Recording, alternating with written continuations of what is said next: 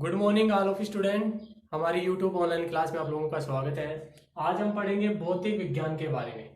देखो, भौतिक विज्ञान एक ऐसी सब्जेक्ट है जो कंपटीशन लेवल के लिए बहुत ही इंपॉर्टेंट है, क्योंकि यहाँ से बहुत सारे क्वेश्चन पूछा करता है। देखो, जो भौतिक विज्ञान है इसका जो जनक माना जाता है, ध्यान देंगे, भौतिक विज्ञान का जनक माना जाता है न्यूटन को। किसे जाना जाता है?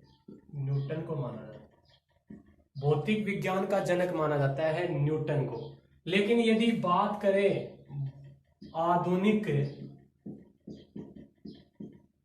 आधुनिक भौतिक की बात करें,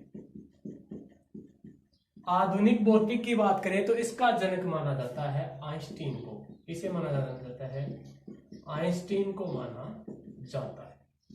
ध्यान देंगे, भौतिक विज्ञान का जनक माना जाता है न्यूटन को, लेकिन यदि आधुनिक भौतिक की बात करें तो इसका जनक माना जाता है आइंस्टीन को। अब बात करेंगे भाई भौतिक विज्ञान किसे कहते हैं, भाई भौतिक विज्ञान होती क्या है। देखो, भौतिक विज्ञान क्या होती है? जिसमें भौतिक राशियों का अध्ययन किया जाता है। वह विज्ञान जिसमें भौतिक राशियों का अध्ययन किया जाता है, यानी कि इसमें किया जाता है भौतिक राशियों का अध्ययन। भौतिक राशियों का अध्ययन किया जाता है। भौतिक राशियों का अध्ययन किया जाता है। तो वे ऐसी विज्ञान जिसमें भौतिक राशियों का अध्ययन किया जाता है वो क्या कहलाती है? भौतिक विज्ञान कहलाती है। क्या कहलाती है? भौतिक विज्ञान।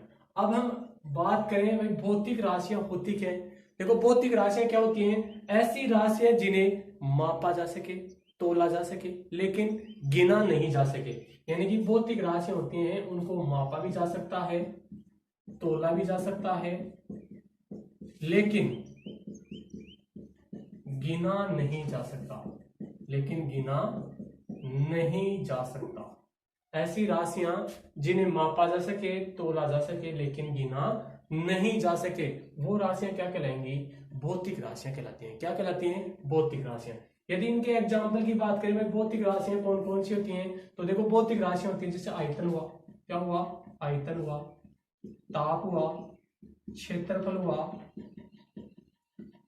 ये सब राशियां कौन सी होती हैं? भौतिक राशियां होती हैं। कौन सी होती हैं?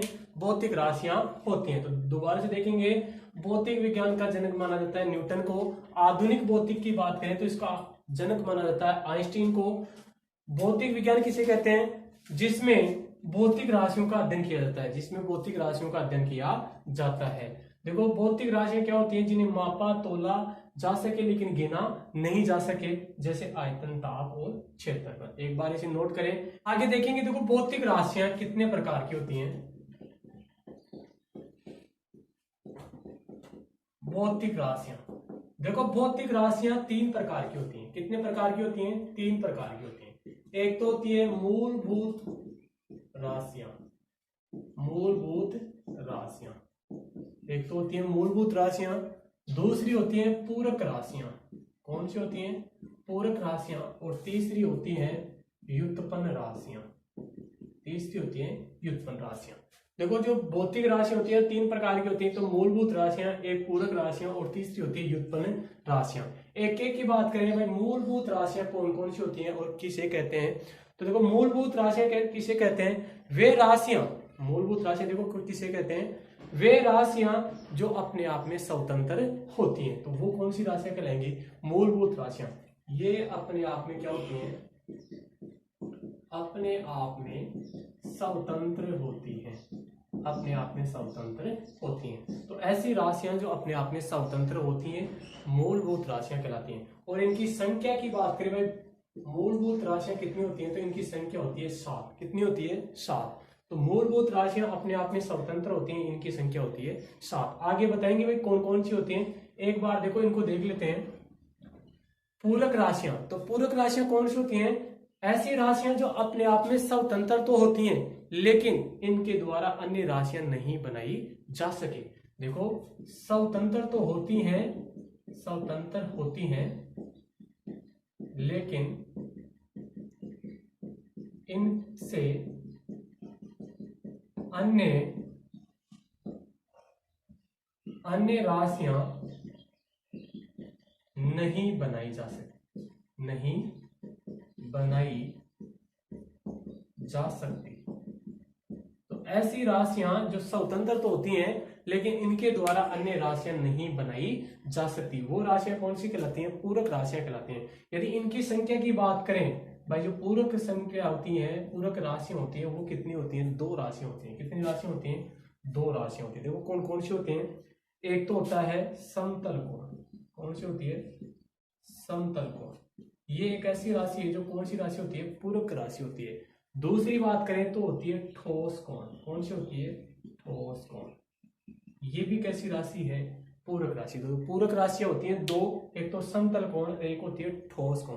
देखो जो समतल कोण है, यदि इसके मात्रक की बात करें तो इसका मात्रक होता है रेडियन। क्या होता है? रेडियन। और ठोस कोण का मात्रक होता है स्टेरेडियन। क्या होता है? स्टेरेडियन। तो पूरक राशियां ऐसी राशियां जो स्वतंत्र तो होती हैं लेकिन इनके द्वारा नई राशियां नहीं बनाई जा सकती, पूरक राशियां कहलाती हैं। जैसे इनकी संख्या 2 होती है, एक तो होती है समतल कोण जिसका मात्रक होता है रेडियन, दूसरी होती है ठोस कोण जिसका मात्रक होता है स्टेरेडियन। आगे बात करें व्युत्पन्न राशियां।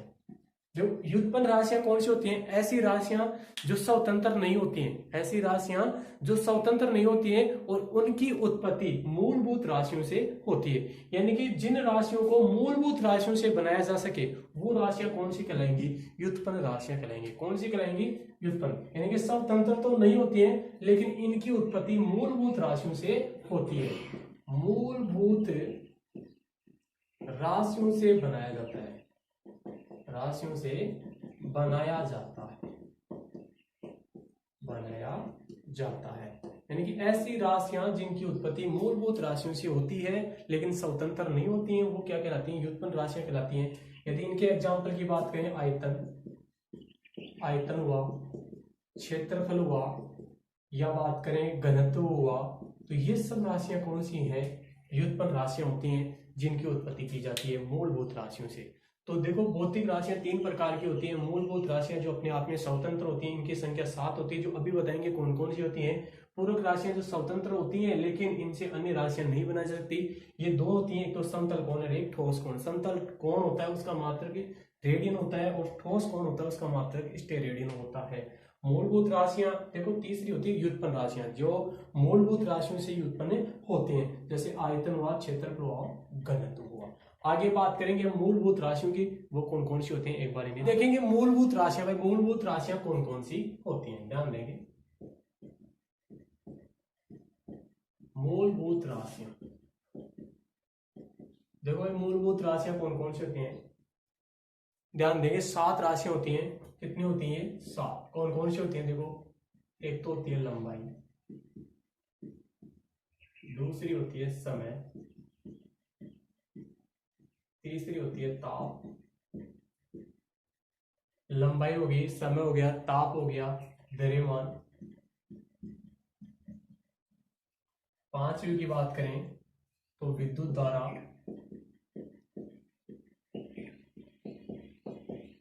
छठे नंबर पे आती है प्रकाश की तीव्रता, और 7 नंबर पे आता है पदार्थ की मात्रा। तो ये 7 राशियां होती हैं जो मूलभूत राशियां होती हैं। इन्हीं 7 राशियों से व्युत्पन्न राशियां बनाई जाती हैं। देखो 7 राशियां कौन कौन सी? लंबाई, समय, ताप, द्रव्यमान, विद्युत धारा, प्रकाश की तीव्रता और पदार्थ की मात्रा। यदि इनके मात्रक की बात करें भाई, लंबाई जो मूलभूत राशियां होती हैं इनके मात्रक क्या क्या होते हैं? देखो लंबाई का जो मात्रक होता है वो होता है मीटर, समय का मात्रक होता है सेकंड, ताप का मात्रक होता है केल्विन, द्रव्यमान का मात्रक होता है किलोग्राम, विद्युत धारा जो करंट होती है इसका मात्रक होता है एम्पियर, प्रकाश की तीव्रता का मात्रक होता है कैंडेला, और पदार्थ की मात्रा होती है उसका मात्रक होता है मोल। क्या होता है? मोल। तो ये मूलभूत राशियां होती हैं 7। लंबाई जिसका मात्रक मीटर होता है, समय जिसका मात्रक होता है सेकंड, ताप जिसका मात्रक होता है केल्विन, द्रव्यमान होता है जिसका मात्रक किलोग्राम होता है, विद्युत धारा जिसका मात्रक एम्पियर, प्रकाश की तीव्रता कैंडेला, और पदार्थ की मात्रा जिसका मात्रक होता है मोल। यहां से एक छोटा सा क्वेश्चन कई बार पूछ लेता है कि जो मोल होता है, एक मोल में कितने अणु होते हैं, या कितने परमाणु होते हैं, या कितने आयन होते हैं? तो यहां से मैं बता देता हूं, जो एक मोल होता है, ध्यान देंगे, एक मोल, इसके अंदर 6.023 गुणा 10⁻23, ये आयन बोले या अणु बोले या परमाणु की संख्या होती है। तो एक मोल के अंदर आयन, अणु या परमाणु की संख्या कितनी होती है? 6.023 गुणा 10⁻23 होती है। तो एक बार इन मूलभूत राशियों को नोट करें। आगे का टॉपिक आप देखेंगे, आगे मात्रक पद्धतियां। देखो मात्रक पद्धतियां, देखो फ्रेंड्स, मात्रक पद्धतियां 3 प्रकार की बताई गई हैं। कितने प्रकार की? 3 प्रकार। पहली होती है MKS पद्धति, दूसरी होती है CGS पद्धति और तीसरी होती है FPS पद्धति। ये 3 पद्धतियां होती है मात्रक पद्धतियां। ध्यान देंगे, जो MKS पद्धति होती है वो एक अंतरराष्ट्रीय इंडियन पद्धति होती है। CGS पद्धति होती है, ये फ्रेंच पद्धति या मैट्रिक्स पद्धति बोला जाता है, इसे फ्रेंच पद्धति या मैट्रिक्स पद्धति बोला जाता है। और जो FPS पद्धति होती है वो ब्रिटिश पद्धति होती है। कौन सी पद्धति होती है? ब्रिटिश पद्धति होती है। आप देखिए भाई, इनका अर्थ क्या होता है, ध्यान देंगे। जो MKS पद्धति है, इसमें M का मतलब होता है मीटर। क्या होता है? मीटर। K का अर्थ होता है किलोग्राम। क्या होता है? किलोग्राम। S होता है सेकंड। क्या होता है? सेकंड। ये बात होगी MKS की। दूसरी आती है CGS। CGS पद्धति में मीटर क्या हो जाता है? सेंटीमीटर में। किसमें हो जाता है? सेंटीमीटर में। सेंटीमीटर में। G यानी कि ग्राम, किलोग्राम हो जाता है ग्राम में, और समय सेकंड ही रहता है। समय क्या रहता है? सेकंड में रहता है। FPS पद्धति में देखो, जो मीटर और सेंटीमीटर होते हैं ये हो जाते हैं फुट में। किस में हो जाते हैं? फुट में। और ये हो जाते हैं पाउंड में। किस में हो जाते हैं? पाउंड में। लेकिन समय क्या रहता है? सेकंड में रहता है। क्या रहता है? सेकंड। यहां से क्वेश्चन ये पूछ लेता है कि ऐसी कौन सी राशि है जो तीनों पद्धति में सेम रहती है? वो होती है समय। क्या होती है? समय। देखो, समय होती है तीनों राशि में, इसका मात्रा क्या होता है? सेकंड ही होता है। तो वेरी इंपॉर्टेंट क्वेश्चन है। एक बार आप तीनों पद्धतियों को देखें। MKS पद्धति होती है, दूसरी CGS पद्धति, तीसरी FPS पद्धति होती है। MKS इंडियन पद्धति होती है, CGS पद्धति फ्रेंच या मैट्रिक्स पद्धति होती है, FPS एक ब्रिटिश पद्धति होती है। इसका अर्थ होता है, देखो, मीटर, किलोग्राम, सेकंड। इसका अर्थ होता है सेंटीमीटर, ग्राम और सेकंड। इसका अर्थ होता है फुट, पाउंड और सेकंड। अब यदि हम आगे बात करें भाई, इनमें संबंध क्या होता है? देखो, जैसे मीटर में, सेंटीमीटर में, फुट में, किलोग्राम में, ग्राम में, पाउंड में, इनमें क्या क्या संबंध होता है, ध्यान से देखेंगे। देखो, मीटर, एक जो मीटर होता है, इसमें यदि सेंटीमीटर की बात करें तो 100 सेंटीमीटर होते हैं। कितने सेंटीमीटर होते हैं? 100 सेंटीमीटर। एक मीटर के अंदर 100 सेंटीमीटर होते हैं। और यदि हम बात करें आगे, एक फुट होता है, एक फुट, इसमें होते हैं 12 इंच। कितने इंच होते हैं? 12 इंच। एक फुट के अंदर 12 इंच होते हैं। और याद रहे, एक जो इंच होता है ना, एक इंच के अंदर लगभग 2.56 सेंटीमीटर होते हैं। एक इंच के अंदर 2.56 सेंटीमीटर होते हैं। अब देखो, एक इंच के अंदर 2.56 सेंटीमीटर होते हैं, तो एक फुट के अंदर, ध्यान देंगे, एक फुट के अंदर सेंटीमीटर कितने होते हैं? तो लगभग होते हैं 30.72 सेंटीमीटर। लगभग कितने होते हैं? 30.72 सेंटीमीटर होते हैं। तो याद रहे, एक मीटर में 100 सेंटीमीटर, एक फुट के अंदर 12 इंच, एक इंच के अंदर 2.56 सेंटीमीटर, और एक फुट की बात करें तो 30.72 सेंटीमीटर इसमें होते हैं। यदि बात करें इनकी, तो देखो, एक जो किलोग्राम होता है, 1 किलोग्राम, इसमें होते हैं 1000 ग्राम। कितने ग्राम होते हैं? 1000 ग्राम। 1 किलोग्राम में 1000 ग्राम होते हैं। और 1 केजी के अंदर यदि पाउंडों की बात करें तो पाउंड होते हैं 2.2 पाउंड होते हैं। 2.2 पाउंड। तो ये इनमें कुछ संबंध होता है। एक मीटर में 100 सेंटीमीटर होते हैं, एक फुट के अंदर 30.72 सेंटीमीटर होते हैं, एक केजी में 1000 ग्राम होते हैं, एक केजी के अंदर पाउंडों की संख्या पहुंचे तो वो होती है 2.2 पाउंड होते हैं। तो एक बार इन्हें नोट करें। आगे देखेंगे फ्रेंड, देखो, परिमाण